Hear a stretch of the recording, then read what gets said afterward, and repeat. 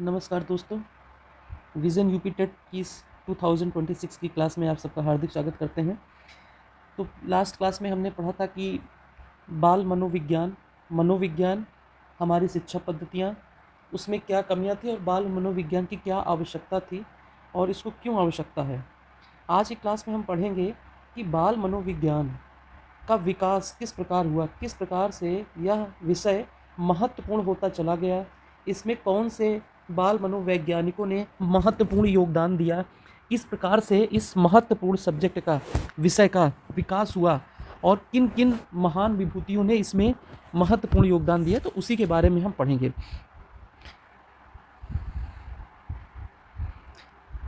तो बाल मनोविज्ञान की आवश्यकता क्यों थी? क्योंकि पहले पुराने समय में बच्चों को मतलब शिक्षा तो अच्छी थी, लेकिन एकदम बच्चों की आवश्यकता के अनुरूप कहीं न कहीं नहीं थी। तो उसमें क्या था कि बच्चों को थोड़ा-सा एक स्ट्रिक्टनेस के साथ बच्चों को एक वयस्क मान के उनकी रुचि, क्षमता और भावनाओं को नज़रअंदाज किया जाता था। हालाँकि अब समय के साथ उसमें धीरे-धीरे कैसे परिवर्तन आया, किसने इसमें क्या योगदान दिया, उसके बारे में पढ़ेंगे। शिक्षा रटने और कठोर अनुशासन पर आधारित थी। पहले क्या था, बच्चों को एक छोटा वयस्क की तरह ट्रीट किया जाता था। उनकी रुचि, क्षमता और भावनाओं को नज़रअंदाज कर दिया जाता था। शिक्षा जो है रटने और कठोर अनुशासन पर आधारित थी। इसलिए किसकी ज़रूरत पड़ी? बच्चों के व्यवहार को समझने की। क्या होता था, तो जो इंटेलिजेंट छात्र हैं, जो गॉड गिफ्टेड छात्र हैं, उनको तो दिक्कत होनी नहीं है, वो तो अपना डाटा कहीं भी अडॉप्ट कर लेंगे। उनकी समस्याओं को समाधान करने की, जो स्पेशल चाइल्ड है, तो उनकी समस्याओं का समाधान कैसे होगा? क्योंकि पुरानी शिक्षा पद्धति जो थी वो इससे फेल हो रही थी, क्योंकि ये जो शिक्षा थी ऐसे छात्रों के अनुरूप नहीं थी। अब बाल मनोविज्ञान का विकास जो संक्षेप में क्या होता है, देखो प्राचीन काल की थी, उसमें बच्चों की उपेक्षा मतलब थोड़ा बहुत उपेक्षा थी, उतना ध्यान नहीं दिया जाता था। मध्यकाल की शिक्षा आप जानते हैं कि धार्मिक शिक्षा के रूप में ज़्यादा डेवलप हुई है। आधुनिक जो शिक्षा थी उसमें बाल केंद्रित शिक्षा हुई है, और स्पेशली अब जो शिक्षा चल रही है, तो आधुनिक काल में कई विद्वानों ने योगदान दिया। अब इसमें ये सोचने वाली बात है कि आधुनिक काल के इस तक पहुँचने के लिए पुराने समय से ही कई मनोवैज्ञानिकों ने अपना अपना योगदान दिया, जिसमें एक योगदान था हमारे प्लेटो का। प्लेटो को लगभग सब जानते हैं कि एक राजनीतिक गुरु थे और दूरदर्शी, मतलब बहुत ही पहुँचे हुए इंसान थे। इनके बारे में जितना कहा जाए कम है। ग्रीस के थे और 427 ईसा पूर्व से 347 ईसा पूर्व तक इनका कार्यकाल था। इन्होंने आदर्शवाद की विचारधारा को जन्म दिया। आदर्शवाद क्या है कि बच्चों की जो शिक्षा होनी चाहिए एकदम आदर्श तरीके से होनी चाहिए। इन्होंने क्या कहा कि शिक्षा जो है बचपन से शुरू होनी चाहिए। पुराने समय में क्या होता था कि शिक्षा काफ़ी बाद में शुरू होती थी, तो इन्होंने इसलिए कहा कि शिक्षा बचपन से शुरू होनी चाहिए, और आज ये शुरू होती है, ये भी आप जान रहे हैं। दूसरा, इन्होंने बहुत ही कहा खेल और संगीत से शिक्षा देनी चाहिए। मतलब जो शिक्षा है, अगर उसको खेल और संगीत, मतलब उसको इंटरटेनिंग बना के कर दिया जाए, तो वो शिक्षा कहीं ना कहीं एकदम पॉपुलर हो जाएगी। आज की जो शिक्षा है, कहीं ना कहीं उसकी आधारशिला रखने वाले हमारे प्लेटो जी थे। तीसरा, इन्होंने कहा शिक्षा जो है राज्य के नियंत्रण में हो। राज्य के नियंत्रण में होगी, इसका मतलब शिक्षा फ्री हो, सबके लिए अवेलेबल हो, उसमें किसी विशेष वर्ग का एकाधिकार ना हो, और सभी को शिक्षा सुलभ हो। इसलिए उन्होंने कहा कि शिक्षा जो है वो राज्य के नियंत्रण में होनी चाहिए। तो इनका मेन ये था कि बच्चों का खेल खेल में शिक्षा मिलनी चाहिए। तो खेल खेल से बच्चों की शिक्षा का विकास खेल खेल में होना चाहिए। आज की पद्धति जो है कहीं ना कहीं उसकी आधारशिला इन्होंने रखी थी। खेल से होना चाहिए, मतलब रुचिकर हो, एकदम मजा आ जाए। अब इन्हीं के चेले थे प्लेटो महाराज। प्लेटो का योगदान, माफ़ कीजिए, कि जो प्लेटो थे, इनका क्या था, इन्होंने रिपब्लिक, प्लेटो के वो थे सुकरात, अरस्तु जिनको बोलते हैं। तो इन्होंने, प्लेटो ने एक ग्रंथ दिया जिसका नाम था रिपब्लिक। उन्होंने उसमें अपने विचार दिए। बाल्यावस्था का प्रभाव पूरे जीवन पड़ता है। जो चीज़ इंसान बाल्यावस्था में सीखता है वो आजीवन उसका विशेष प्रभाव रहता है। एक छोटा सा करूँ कि अगर कोई बच्चा बचपन में साइकिल चलाना सीखता है और वही काम वो वयस्क होने की बात करता है, तो जो बच्चा बचपन में सीखेगा वो ज़्यादा निपुण होगा, और जो वयस्क में, उसमें निपुणता उस स्तर की नहीं होगी।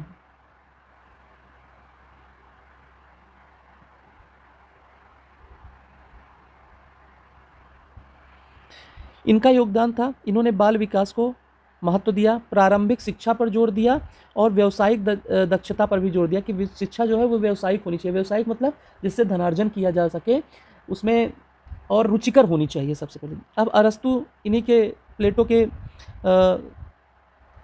शिष्य थे। इनका योगदान था शिक्षा का उद्देश्य शरीर, मन और चरित्र का विकास। किसका? शरीर का, मन का और चरित्र का विकास।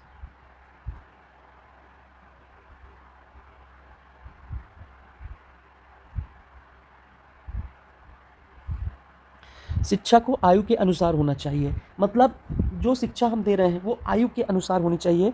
हर बच्चे की आयु के अनुसार उसकी मानसिक दक्षता होती है, तो उस दक्षता के अनुसार बच्चे को शिक्षा देनी चाहिए। इन्होंने क्या किया महत्वपूर्ण है, विकास के चरणों को समझाया। क्या करता है? विकास के किस तरह से विकास के चरण होते हैं। आदत पर जोर दिया कि बच्चों की शिक्षा की आदत डलवाई जाए, मतलब शिक्षा को इस तरह से दिया जाए कि वो बच्चों की आदत में आ जाए। इंद्रियों के माध्यम से सीखना महत्वपूर्ण था। इंद्रियों के मतलब देखकर, सुनकर, महसूस करके उसको इन्होंने महत्वपूर्ण बताया कि इंद्रियों के माध्यम से जो हमारे 6 अंग हैं इंद्रियों के, उन समस्त इंद्रियों को उपयोग करते हुए शिक्षा दी जानी चाहिए। अब कुछ अन्य प्रमुख विद्वान जो थे, अब मेन शुरू होते हैं जीन जैक्स रूसो। बहुत महान वैज्ञानिक थे प्रकृतिवाद के। इनको क्या बोलते हैं? प्रकृतिवाद। तो प्रकृतिवाद, इस पे क्वेश्चन आता है कि प्रकृतिवाद के प्रवर्तक कौन थे। देखिए ये इसलिए पढ़ा रहे हैं कि अब जैसे आप ऐसे रटने जाएंगे कि प्रकृतिवाद के प्रवर्तक कौन है तो समझ में नहीं आएगा। तो जब इन विद्वानों के बारे में पढ़े रहेंगे और जब इनसे संबंधित आगे टॉपिक आएंगे, इनसे रिसर्च से संबंधित टॉपिक आएंगे, इन्होंने कौन सा वो दिया उसको शॉर्ट में रिवाइज करेंगे तो एक माइंड में स्टोरी रहेगी और वो हमें बहुत अच्छे से समझ में आएगा। तो जीन जैक्स रूसो थे, ये कहाँ के थे? फ्रांस के थे। फ्रांस के थे। 1712-1778 तक इनका जीवन काल था। इन्होंने प्रकृतिवाद का मतलब ये है कि इन्होंने पूरी तरह से कहा कि शिक्षा पे ज़्यादा हस्तक्षेप बाहरी लोगों का नहीं होना चाहिए, ये पूरी तरह प्रकृति से जुड़कर शिक्षा होनी चाहिए। तो रूसो जी ने और क्या कहा है? इनको बाल मनोविज्ञान का प्रारंभिक प्रवर्तक माना जाता है। किसको प्रारंभिक प्रवर्तक किसको माना जाता है? जीन जैक्स रूसो को। जीन जैक्स रूसो को मनोविज्ञान का, किसका? मनोविज्ञान, बाल मनोविज्ञान का।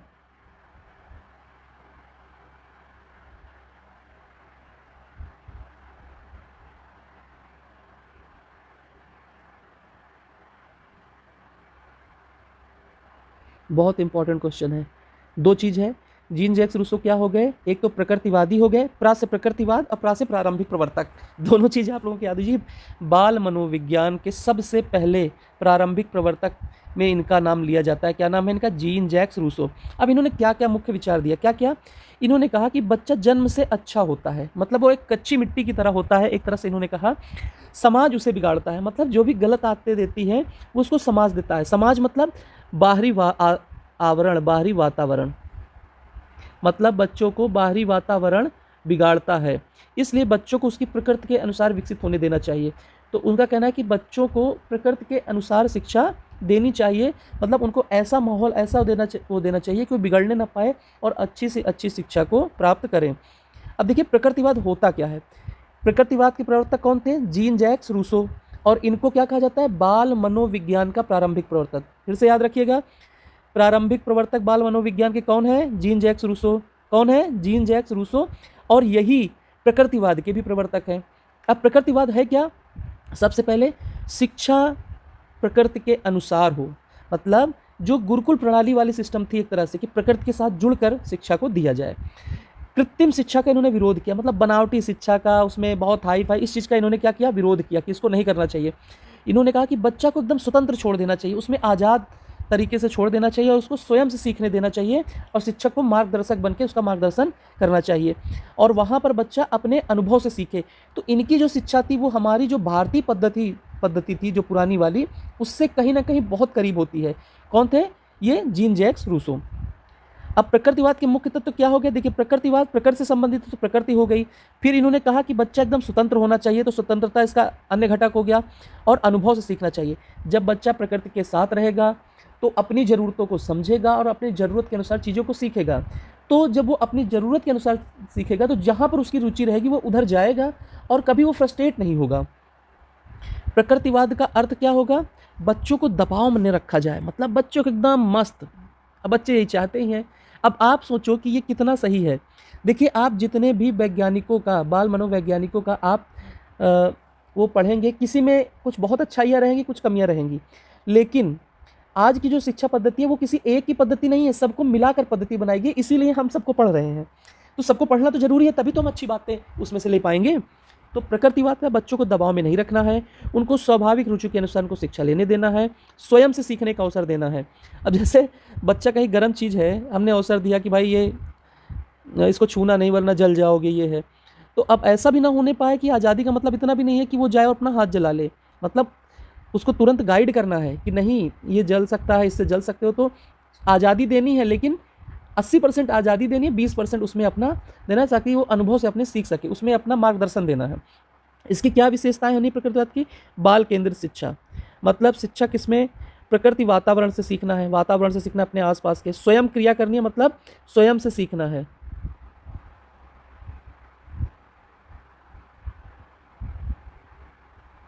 वास्तविक अनुभव आधारित ज्ञान, इसमें एक चीज़ तो है, टाइम जरूर लगता है सीखने में, लेकिन जब जो चीज़ हम खुद अनुभव से सीखते हैं वो सबसे परमानेंट चीज़ होती है। आप ऐसे सोचिए कि आप कहीं गए हैं ऐसे रास्ते से जो आपके लिए अनजान है। अब वहाँ पे आप जब खुद से जाएंगे, अगर आप किसी के साथ जाएंगे पूछते हुए, तो उस रास्ते को आप भटक जाएंगे। लेकिन अगर आप खुद से गए हैं कुछ चीज़ों को देखते हुए, तो वो उसकी जो स्मृति रहेगी वो सबसे देर तक रहती है। इसलिए जो स्वयं के अनुभव से इंसान सीखता है उसका योगदान हमेशा अलग लेवल का होता है। इसीलिए जो अनुभवी आदमी ना, अनुभव कहते हैं ना, अनुभव जो होता है वो समय पे, मतलब बुढ़ापे के साथ ही आता है, समय के साथ ही आता है। लेकिन इसमें शिक्षक को ऐसी कंडीशन दी गई है कि आप ऐसी ऐसी सिचुएशन बनाइए कि बच्चा ज़्यादा से ज़्यादा सीख सके। वो वातावरण क्रिएट करने का काम टीचर का रहेगा। शिक्षक इसमें ज्ञान देने वाला नहीं बल्कि मार्गदर्शक और व्यवस्थापक होना चाहिए। किसका? शिक्षा का व्यवस्थापक। शिक्षक का काम क्या इसमें हो जाएगा? मार्गदर्शक। तो रूसो भैया कहाँ के थे? फ्रांस के थे। 1778 तक ये जिंदा थे। अब एक इम्पॉर्टेंट चीज़, ये प्रकृतिवाद के जनक थे और प्रारंभिक बाल मनोविज्ञान के प्रवर्तक रूसो जी को कहा जाता है। उदाहरण सहित बच्चा खुद आग छूकर गर्मी समझता है। अब गर्मी आग छूकर समझे, लेकिन ऐसा भी अब शिक्षक को वहाँ मार्गदर्शन देना कि बेटा बहुत ज़्यादा गर्म मत छूना, नहीं तो हाथ जला बैठोगे। तो इससे क्या होता है? वास्तविक ज्ञान मिलता है और आत्मविश्वास बच्चों का बहुत ज़्यादा बढ़ता है। और वो ज्ञान जो होता है ना, वो परमानेंट होता है, आजीवन के लिए। तो इन्होंने एक टैग लाइन दी थी, back to nature. Back to nature मतलब जीन जैक्स रूसो, बाल मनोविज्ञान के प्रारंभिक प्रवर्तक एवं प्रकृतिवाद के जनक। कौन? Jean Jacques Rousseau. इनकी प्रमुख पुस्तक कौन से है? एमली। शिक्षा उम्र के अनुसार हो, बच्चा खुद सीखे, टीचर कम हस्तक्षेप करे। मतलब इसमें आज़ादी बहुत ज़्यादा दी गई थी और यही इसकी कमी भी थी। इन्होंने क्या किया? ऑब्जर्वेशन से ही सब कुछ किया था। इन्होंने कोई अपनी एक्सपेरिमेंट नहीं किया, इन्होंने अवलोकन किया और उसी पे अपना अनुभव बनाया और उसी पे लिख दिया। एक दार्शनिक अप्रोच थी, मतलब फिलोसफिकल थी। तो उसका कोई एक्सपेरिमेंटल इन्होंने कुछ करके नहीं दिखाया कि एक्सपेरिमेंट करके कुछ दिखाया हो कि देखिए मैंने ऐसा कहा था और मैंने ऐसा कर दिया। इनके मुख्य सिद्धांत क्या है? बच्चों की स्वतंत्रता, अनुभव से सीखें, प्रकृति के अनुसार सीखें, और सीधे ज्ञान शिक्षक को उसमें नहीं देना है, उनको अनुभव देना, थोड़ा बहुत बताना है, उसके बाद बच्चा खुद से सीखे। तो जैसे मान लीजिए कि कोई प्रॉब्लम है, बच्चा वो खुद से सॉल्व किया। आप बचपन में जब भी गणित सॉल्व करते थे, ऐसे क्वेश्चन जो आप खुद से सॉल्व कर लेते थे, उसमें आपको कभी किसी की आवश्यकता महसूस नहीं होती थी। मतलब उसमें आप एकदम समझ लीजिए कि आप दूसरों को एक्सप्लेन भी कर दोगे, बता दोगे, तो कितना अच्छा है। जो चीज़ आपने खुद से पढ़ के समझ ली, उस पर आपको किसी की ज़रूरत ही नहीं है। लेकिन वही सवाल, कोई कठिन सवाल है, इसको टीचर बताते थे, हम भूल जाते थे, फिर बताते थे, मतलब एकदम रगड़ रगड़ के टीचर परेशान हो जाते थे, दो डंडों मारत रहने, लेकिन ओके कॉन्सेप्ट अपने सबका नहीं दे पावत रहे। तो इसमें क्या है कि जो हम खुद से सीखते हैं उसमें हम अजर अमर रहते हैं, वो ज्ञान हमारा एकदम अजर अमर रहता है, किसी से कभी ना भूलने वाला रहता है। कभी भी वो सवाल पूछ लोगे किसी से, अगर उसने खुद से सीखा है तो तुरंत बता देगा और उसका कॉन्सेप्ट के साथ बताएगा। इसलिए अनुभव आधारित शिक्षा समय बहुत लेती है, लेकिन समझ लीजिए कि वो आजीवन वाली शिक्षा है। तो इन्होंने इसलिए उसको प्रकृतिवाद के साथ जोड़ के उस शिक्षा का इन्होंने सपोर्ट किया। अब इसकी सीमाएं क्या हैं? एक तो बहुत स्वतंत्रता है, तो अनुशासन की कमी है। शिक्षा एक डायरेक्शन में नहीं जा सकती, अनुशासन ही नहीं है तो भटकाव भी हो सकता है। मतलब कुछ जो बच्चे अच्छे हैं वो तो सीखेंगे तो बहुत अच्छा सीखेंगे, और जो नहीं सीखेंगे तो वो फिर उनको कुछ बोलना नहीं है, उन पे हस्तक्षेप नहीं करना, तो फिर वो मन मर्जी वाले रास्ते पे जाएंगे। अब पूरी तरह से प्राकृतिक शिक्षा आज के माहौल में संभव नहीं है, तो ये इसकी लिमिटेशन है, कमियां हैं जिसको कह सकते हैं। प्रभाव आज के समय में देखिए, चाइल्ड सेंटर्ड एजुकेशन के लिए इन्होंने कहा, जो आज की एजुकेशन जो है वो चाइल्ड सेंटर्ड है। एक्टिविटी बेस्ड लर्निंग, और मॉन्टेसरी मेथड। आज के समय में जो है वो चाइल्ड सेंटर एजुकेशन है, एक्टिविटी बेस्ड लर्निंग और मॉन्टेसरी मेथड है। मॉन्टेसरी मेथड क्या है वो आगे हम पढ़ेंगे। रूसो क्या थे? प्रकृतिवाद के थे, नेचर, फ्रीडम और एक्सपीरियंस था, और प्रारंभिक बाल मनोविज्ञान के प्रवर्तक थे। इनका क्या कहना था कि बच्चों को मत सिखाओ, उसे सीखने दो, पर्यावरण के साथ उसमें हस्तक्षेप कम से कम करो, कोई डिस्टर्बेंस नहीं करो। ये कहने वाले कौन थे? Jean Jacques Rousseau. अब जोहान हेनरिक पेस्टोलॉजी, इनका भी बहुत बड़ा योगदान था बाल मनोविज्ञान के क्षेत्र में। पेस्टोलॉजी जो है उसका सिंपल है कि सरल से कठिन की ओर। सरल से कठिन का मतलब क्या है कि पहले बच्चों को सरल चीज़ें पढ़ाई जाए। जैसे एक उदाहरण, आज का भी पैटर्न वही है। जैसे अगर हम बच्चों को मान लो कि जोड़ सिखा रहे हैं तो उसका क्या है कि सबसे पहले आप उनको 1 से 100 तक गिनती सिखाइए। फिर अगर उनको 2 और 5 को जोड़ना है तो यहाँ पे कोई फल बना दीजिए और फिर इसको जोड़कर बताइए। तो ये सरल जोड़ हो गया। फिर सरल से फिर थोड़ा सा कठिन 2 अंकों का जोड़, फिर इनको नॉर्मल ऐसे जोड़ दीजिए, फिर बड़े जोड़ दीजिए। तो ये हो गया सरल से कठिन। और इसमें क्या होना चाहिए? बाल केंद्रित शिक्षा होनी चाहिए। देखिए अब जितने भी आधुनिक वाले होंगे ये सब यही कहेंगे कि बाल केंद्रित शिक्षा, बाल केंद्रित शिक्षा। तो बाल केंद्रित शिक्षा तो सब ने कहा है। पेस्टोलॉजी का परिचय पढ़ लेते हैं। जन्म इनका 1746 स्विट्जरलैंड था। पेस्टोलॉजी कहाँ के थे? 1746 में इनका जन्म हुआ था। स्विट्जरलैंड जो यूरोप का स्वर्ग कहा जाता है वहाँ पे इनका जन्म हुआ था। महान शिक्षा सुधारक, एक मनोवैज्ञानिक विचारक थे। आधुनिक शिक्षा का जनक इनको कहा जाता है। बाल मनोविज्ञान का जनक किनको कहा जाता है? जीन जैक्स रूसो को। और आधुनिक शिक्षा का जनक किसको कहा जाता है? पेस्टोलॉजी को। ध्यान रखिएगा बाल मनोविज्ञान के लिए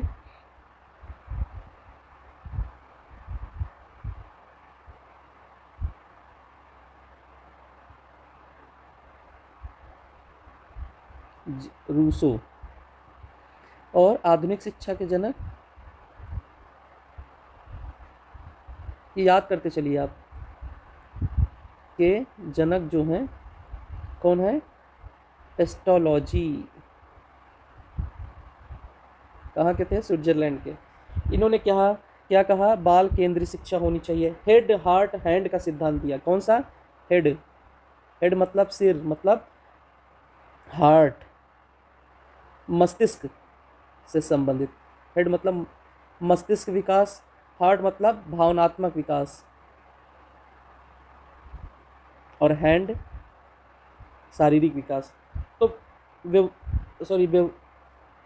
हेड हार्ट हैंड का मतलब हुआ, हेड मतलब बौद्धिक विकास, हार्ट मतलब भावनात्मक या नैतिक विकास, हैंड मतलब व्यवहारिक कौशल। तो इन्होंने ये भी आपकी ट्रिपल एच जो है, हेड हार्ट हैंड, किसने दिया था? पेस्टोलॉजी ने दिया था। याद रखिएगा कौन था? पेस्टोलॉजी। तो सरल से कठिन की ओर इन्होंने दिया। सरल से कठिन का उदाहरण आपको दे दिया। प्रत्यक्ष अनुभव द्वारा सीखना, इन्होंने प्रत्यक्ष उदाहरण देकर समझाने की कोशिश की और लोगों से कहा कि प्रत्यक्ष अनुभव से जो बच्चा सीखता है वो बहुत तेज़ी से सीखता है और हमेशा के लिए सीखता है। इनकी शिक्षा पद्धति क्या थी? वस्तु आधारित थी, एक्टिविटी बेस्ड लर्निंग।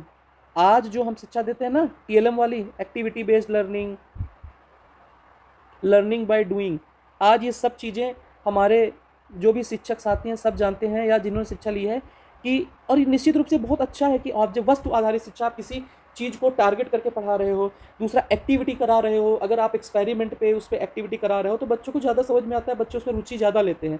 और लर्निंग बाई डूइंग मतलब खुद से। तो पेस्टोलॉजी ने कहा कि एक्टिविटी बेस्ड लर्निंग के लिए और लर्निंग बाई डूइंग से इनका मेन था। शिक्षक की भूमिका इन्होंने क्या कहा कि शिक्षक जो है माता पिता जैसे मार्गदर्शक होने चाहिए। प्रेमपूर्ण वातावरण बच्चों का होना चाहिए। बच्चों की रुचि के अनुसार पढ़ाना चाहिए। बच्चों की जैसी रुचि हो, एक नॉर्मल स्टडी के बाद बच्चों की रुचि लक्षित होने लगती है, तो जैसे उनकी रुचि लक्षित होने लगे उनकी पढ़ाई उनकी रुचि के अनुसार हो। अगर बच्चा गणित पढ़ना चाहता है तो गणित की तरफ उसको ज़्यादा ध्यान देना चाहिए, उसको नई नई चीज़ें बतानी चाहिए, नए नए एक्सपेरिमेंट कराना चाहिए, नई नई एक्टिविटी कराना चाहिए, तो उसका इंटरेस्ट और बढ़ेगा और बच्चा कुछ अच्छा उसमें कर पाएगा। तो ये इन्हें पेस्टोलॉजी का था। तो आधुनिक शिक्षा के जो जनक हैं उसमें पेस्टोलॉजी का जो है बहुत। Activity learning, learning by doing याद रखिएगा। एक्टिविटी लर्निंग जो आज की शिक्षा है, एक्टिविटी लर्निंग और लर्निंग बाय डूइंग, ये इन्होंने कहा है learning by doing. Head heart hand, ये तीनों जो है पेस्टोलॉजी ने दिया है। अब विद्यालय के बारे में क्या कह रहे हैं पेस्टोलॉजी, कि घर जैसा वातावरण, मतलब बच्चों का अब वही है कि जैसे पहले हम सब स्कूल जाते रहे तो ऐसा लगा कि यदि राम स्कूल न जाए पड़े, कबो पेट दर्द के बहाना, कबो मुंह दर्द के बहाना, कौनो न कोनो बहाना बस मिल जाए स्कूल न जाए, ढेर देते और हरी खेते में घुस जाते रहने। और जब छुट्टी हो तो हुए चल दें टिफिन उफिन आराम से हुए बैठ के लुका छिपी खेलें। तो घर जैसा वातावरण होगा तो बच्चे ऑटोमेटिक भागेंगे, नहीं हमको स्कूल जाना है। डर और दंड से शिक्षा जो होनी चाहिए वो मुक्त होनी चाहिए। ये नहीं कि बच्चा एकदम डरा रहा है, जैसे हमसे डराते हैं कि अरे बाप रे बाप एक को काम छूट गया तो पिछवाड़ा लाल हो जाए, समझ ले। तो डर वाली शिक्षा नहीं होनी चाहिए, दंड मुक्त शिक्षा नहीं होनी चाहिए। देखिए थोड़ा तो डर होना चाहिए, लेकिन उसको साइकोलॉजिकल रूप से हम व्यक्त कर सकते हैं।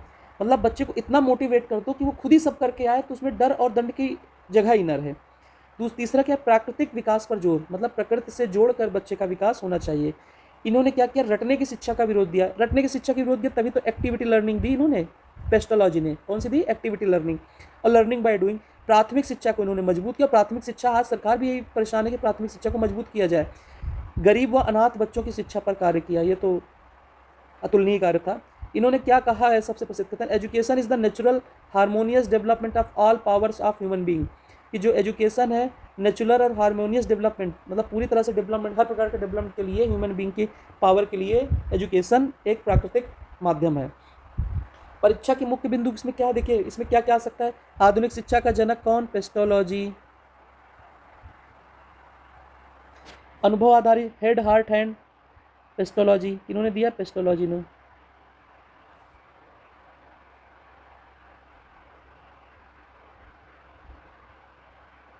अनुभव आधारित शिक्षा, पेस्टोलॉजी।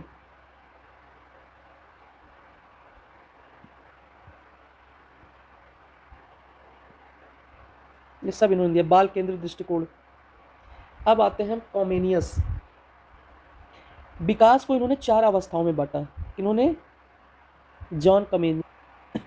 तो कॉमेनियस के बारे में बताते हैं। कॉमेनियस ने विकास को 4 अवस्थाओं में बांटा। इनका जन्म 1592 चेक गणराज्य में। ये महान शिक्षा सुधारक है और आधुनिक शिक्षा का इनको जनक कहा जाता है। इनको पेस्टोलॉजी को आधुनिक शिक्षा का, उनको भी और इनको भी, कुछ विद्वान इनको कहते हैं और कुछ विद्वान उनको कहते हैं। तो ज़्यादातर दोनों आएगा। अगर दोनों ऑप्शन रहता है तो आप दोनों लगाना है इनको, और अगर वो ऑप्शन अकेले है तो या तो आप पेस्टोलॉजी को लगाओ या तो इनको लगाओ।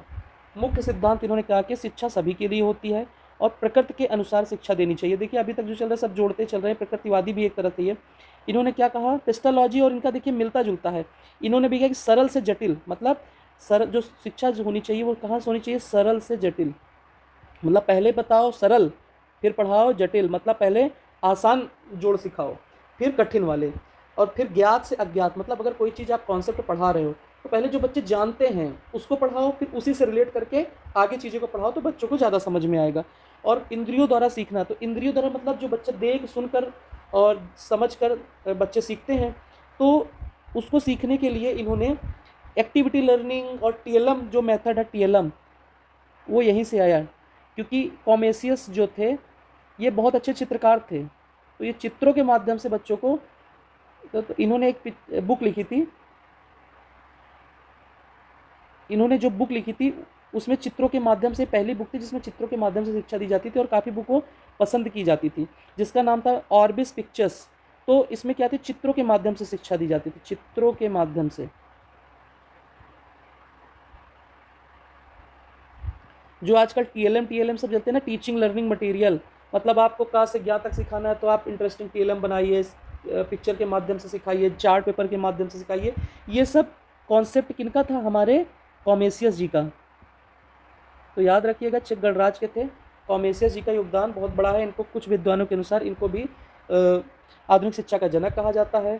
सरल से जटिल, कई बार आप बीटीसी वगैरह पढ़ेंगे, सरल से जटिल, स्मूथ से अमूर्त, तो वो सब कुछ जो कॉन्सेप्ट है वो इनका है। किनका, क्या कहते हैं, कॉमेसियस का। पेस्टोलॉजी तो ज्ञान का, शिक्षा का उद्देश्य क्या होना चाहिए, ज्ञान का विकास होना चाहिए, नैतिकता का विकास होना चाहिए, धार्मिक और आध्यात्मिक विकास होना चाहिए। शिक्षा पद्धति क्या है, चित्रों के माध्यम से, लर्निंग बाय सेंसेस। ये तो कहते हैं कि भैया टीवी भी सब दिखा के सिखाओ। एक्टिविटी आधारित शिक्षण होना चाहिए, इन्होंने भी एक्टिविटी कहा और पेस्टोलॉजी ने। तो इसीलिए दोनों को आधुनिक शिक्षा का जनक कहा जाता है। कहीं कहीं इनको भी कहा जाता है और कहीं कहीं उनको भी कहा जाता है। अब देखिए इनका जो जन्म होता है वो 1592 में होता है। कॉमेनेसियस, इनका कॉमेनेसियस का जो जन्म होता है वो 1592 में होता है। और पेस्टोलॉजी का जन्म होता है 1700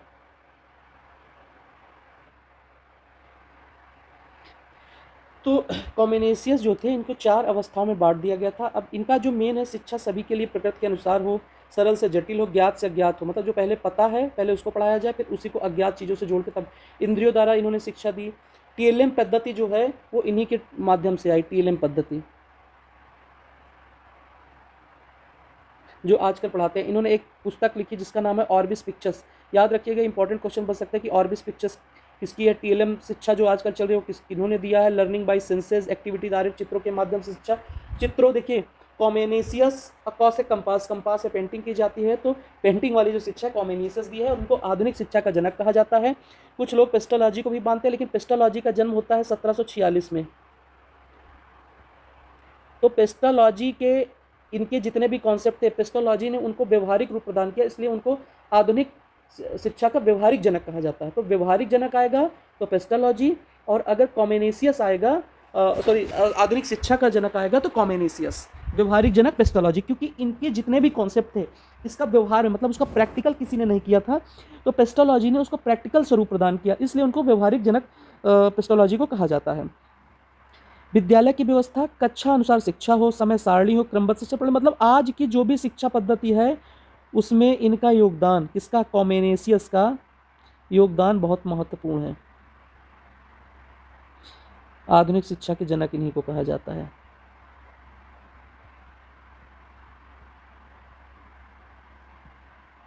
आधुनिक शिक्षा के जनक हो गए, टीएलएम हो गया, एक्टिविटी हो गई, और लर्निंग बाय डूइंग हो गया, और इंद्रियों पे आधारित शिक्षा सब इन्हीं का देना है। एक बार पढ़ लीजिएगा आप लोग। पहली बार इन्होंने यूनिवर्सल एजुकेशन की बात की, सबके लिए बराबर शिक्षा। चित्र आधारित शिक्षा का प्रारंभ इन्होंने किया था, बता ही दिया। आधुनिक स्कूल प्रणाली की नींव किसने डाली, कॉमेनेसियस, याद रखिएगा।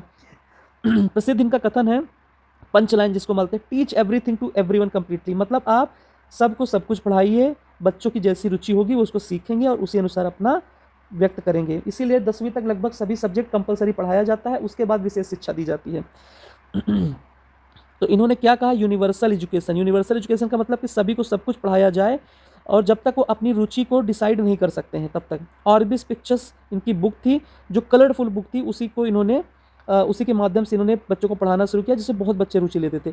इंद्रिय आधारित शिक्षा, देख कर सुनकर, मतलब पिक्चर के माध्यम से या टीवी के माध्यम से, किसी भी माध्यम से अगर दे रहे हैं तो इंद्रिय आधारित शिक्षा के अंतर्गत आएगा। कक्षा प्रणाली का विकास इन्होंने ही किया कि कक्षा 1 के बच्चे, कक्षा 2 के बच्चे।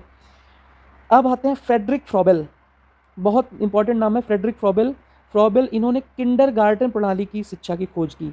किंडरगार्टन मतलब खेल के माध्यम से शिक्षा, जो छोटे बच्चों के लिए बहुत पॉपुलर है।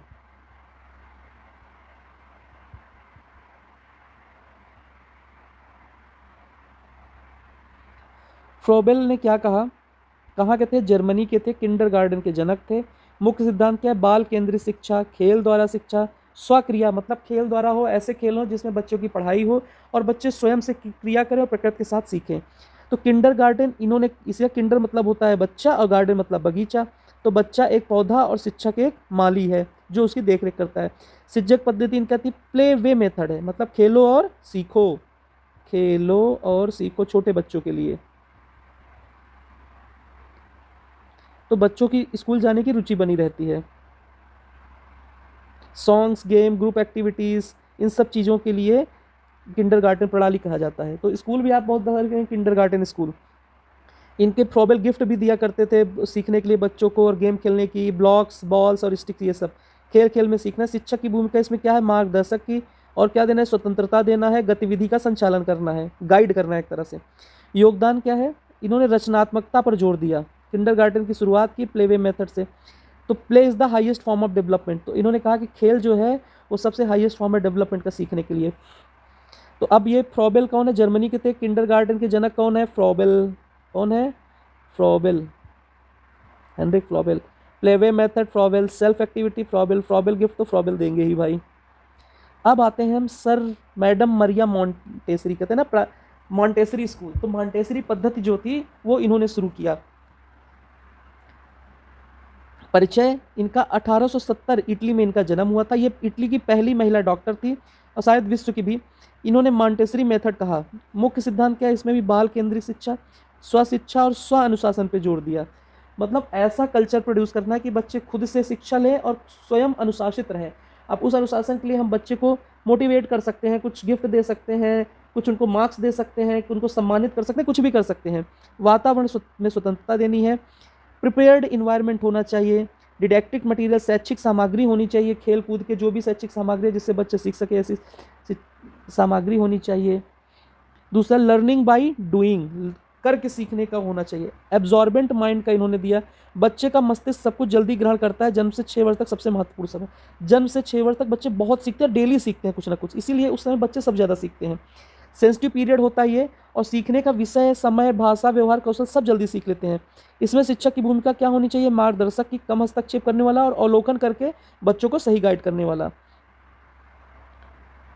शिक्षा पद्धति इसमें क्या है? प्रैक्टिकल लाइफ एक्टिविटीज़ हो, सेंसोरियल मटेरियल्स हो, भाषा व गणित की सामग्री हो। इन्होंने एक स्कूल बनाया इटालियन भाषा में, जिसको कासा दे बम्बिनी कहते हैं, जिसको इनका पहला स्कूल नाम था। उसमें इन्होंने वैज्ञानिक शिक्षा पद्धति शुरू की। प्रारंभिक शिक्षा में क्रांति आई यहीं से। इन्होंने क्या? Help me do to it myself, मतलब मुझे खुद से करने दो। बच्चा बन के कह रही है help me to do it myself, मतलब मुझे खुद से करने दो, मदद करो मेरी उसमें। मॉन्टेसरी मेथड कौन है? सब madam Maria Montessori. Absorbent mind दिया इन्होंने, sensitive period, auto education, prepared environment, ये सब मॉन्टेसरी मैडम ने दिया है, जो पहली डॉक्टर भी थी। आधुनिक बाल विज्ञान जो है वो वैज्ञानिक अध्ययन पर आधारित है, शोध और प्रयोग का उपयोग करता है और बच्चों की व्यक्तिगत भिन्नताओं पर ध्यान रखता है। तो आज की जो आधुनिक बाल मनोविज्ञान है उसकी मुख्य विशेषता क्या है? चाइल्ड सेंटर्ड एजुकेशन है, सर्वांगीण विकास पर ध्यान देता है, शिक्षक का इसमें सिर्फ मार्गदर्शन का रोल रह गया है। तो आज की क्लास में हम इतना ही पढ़ते हैं। आज हमने बाल मनोविज्ञान के विस्तार से के बारे में पढ़ा और बाल मनोविज्ञान में कौन कौन से बाल मनोविज्ञानियों ने अपना महत्वपूर्ण योगदान दिया है। कहाँ से शुरू करते हैं? सबसे पहले प्लेटो से, फिर अरस्तु, एरिस्टोटल जिनको बोलते हैं, फिर रूसो, फिर कमेनेसियस, पेस्टालॉजी, फ्रॉबेल, मॉन्टेसरी,